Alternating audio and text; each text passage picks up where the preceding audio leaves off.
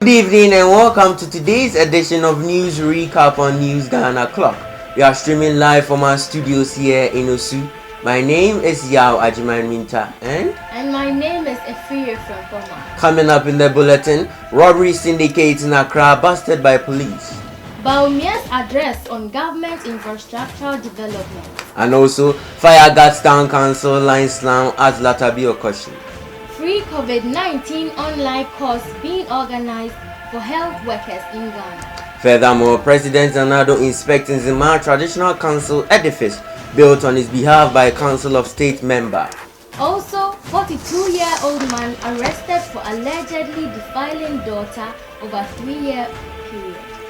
We have these and many more coming up in the next few minutes. Please do stay.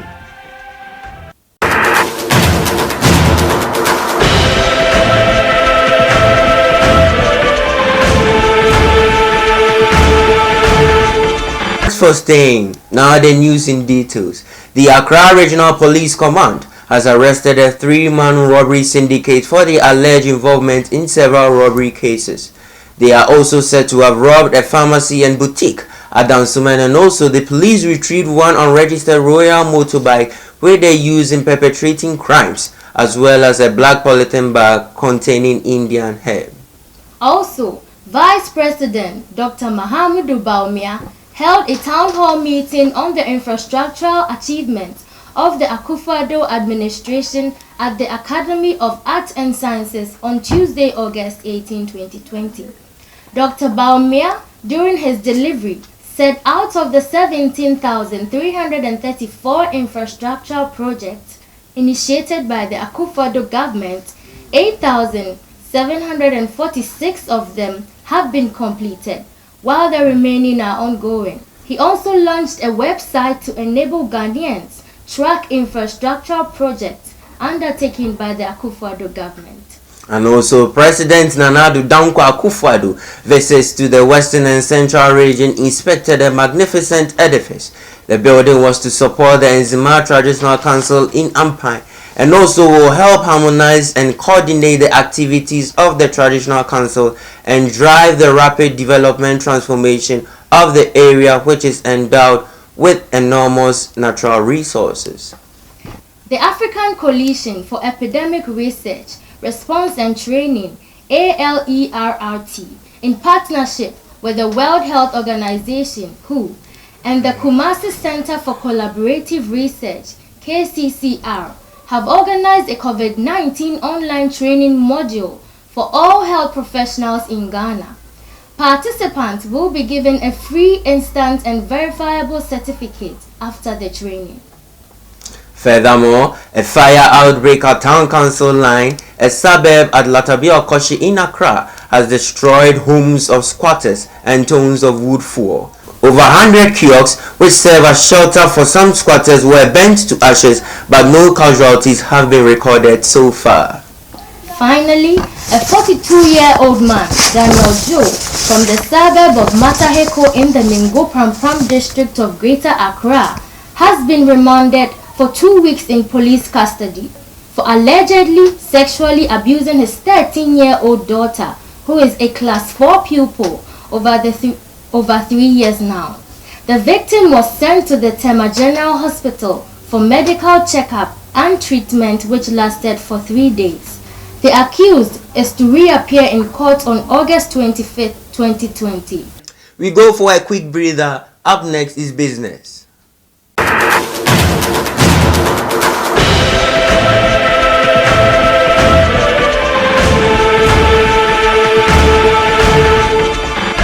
Thanks for staying here with us. Now let's do some business news.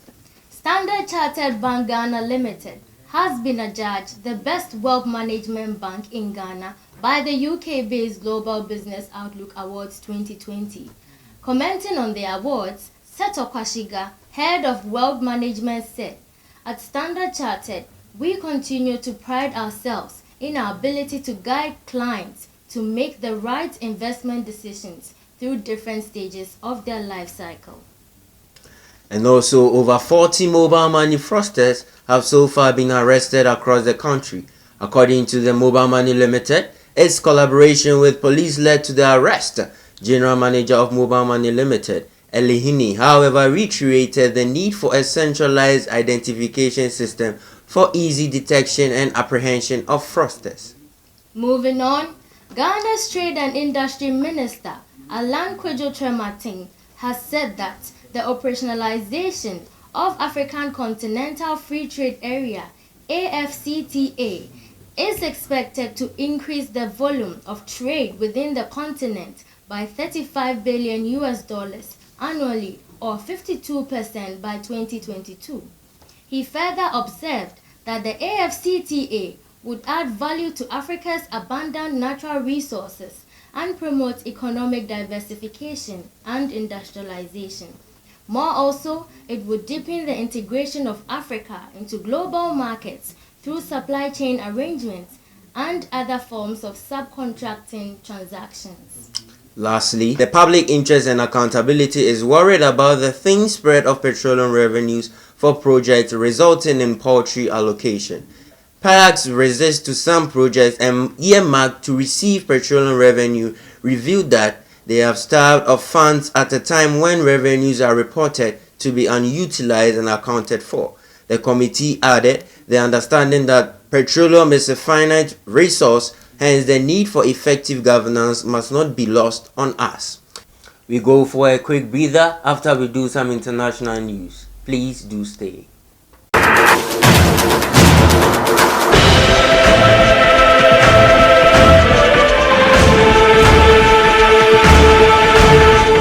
Staying here with us. Now let's do some international stories. On the international front, Mali's President Ibrahim Boubacar Keïta resigned hours after soldiers seized him from his home as part of a coup, following months of mass protests against alleged corruption and worsening security in the West African country. The news of Keïta's departure was met with jubilation by anti-government demonstrators on Wednesday, while leaders of the military coup says they will enact a political transition and stage elections within a reasonable time. Let's do our final story on the international front, where the Namibian government is warning its citizens not to trust claims on social media that elephant dung can cure COVID-19 as coronavirus infections rise more rapidly. Health Minister Kalumbi Shangula says COVID-19 currently has no known cure. He told the Namibian newspaper, if anybody claims as such, it must be treated as a false claim. This is all what we have for you on the international front. Up next is sports. I'm Philip Ofori-Yeboah.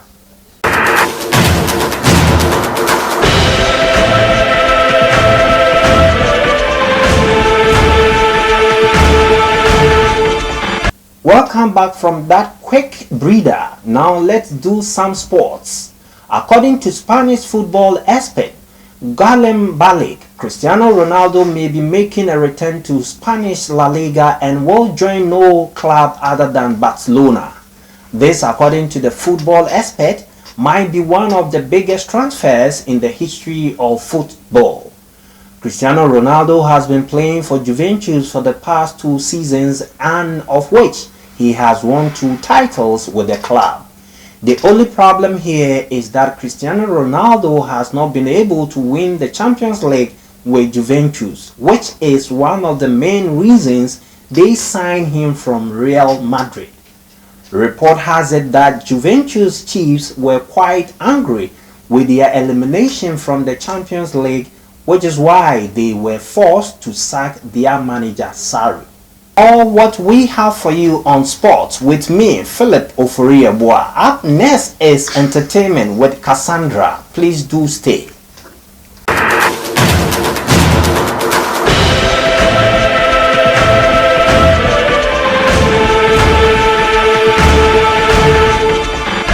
Hello there, good evening. Let's do some entertainment news with me, Cassandra Sika Wilson. And on today's entertainment front, we start on an exciting note as award-winning Ghanaian gospel artist Joe Mettle has tied a knot with his lovely wife Salome Selassie Jisa. And their traditional marriage took place on Thursday, August 13, 2020 at the Gulf City, coupled with their white wedding, which also took place on Saturday, August 15, 2020 at the Christian Center Assemblies of God Church in Thelma. Yes, so now we have it, our very own Joe Metal is married. Yes, we wish you all the best, Joe Metal. Congratulations. And now moving on, multiple award-winning rapper Sarkodie is set to release his autobiography entitled The Highest. Now the book, which is named after his fourth studio album Highest, released on September 8, 2017, is purposed to tell his life story and how he has managed to make it in life. Now we take you to his social media platforms where we have comments coming in by his fans when he posted a cover of the book on his social media pages. Now let's go to Instagram precisely and take a look at some comments coming in by his fans. And on Instagram, Calibos, our very own comedian, commented where it all began, and also KYBs also commented long overdue with an emoji, and Rude Boy also commented hard move, and I Am Fresh One also commented can't wait to read this book. And of course, we all can't wait for the release of this book and also grab a read. Yes, and congratulations on that, Sarkodie. And now let's do our very last story for the evening, as High Life singer Kwame Eugene says that the COVID-19 pandemic has not affected his finances as it has affected the music industry. He stated that though restrictions were placed on social gatherings, shows, events, and travels, his finances has not been affected as he has had endorsement deals come his way. He also noted that his contract with ITEL got extended and he has been signed onto Adonkwo Next Level energy drink. He further noted that God has a way of taking care of his children and his money has increased despite the outbreak of COVID-19 pandemic. And that's how we wrap up on the entertainment front here on News Recap on News Ghana Clock. My name is Cassandra Sika Wilson. Please do have a wonderful evening. Thank you.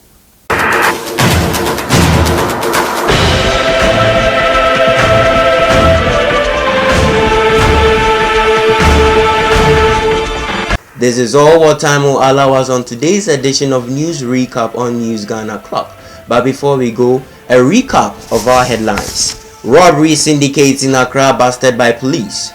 Baomia's address on government infrastructural development. And also Fire Gas Town Council line slam at Latabi Okoshi. Free COVID-19 online course being organized for health workers in Ghana. Furthermore, President Zanado inspecting Zima Traditional Council edifice built on his behalf by Council of State members. Standard Chartered honored at Global Business Outlook Awards 2020. Remember, this production was proudly brought to you by Ambulance Media Communication, and do all to subscribe to all our social media handles on Facebook, YouTube, and on Instagram. Do all to subscribe to our YouTube channel or our News Ghana Clock. My name is Yao Ajiman Minta, and I'm a free from Poma. Thanks for staying.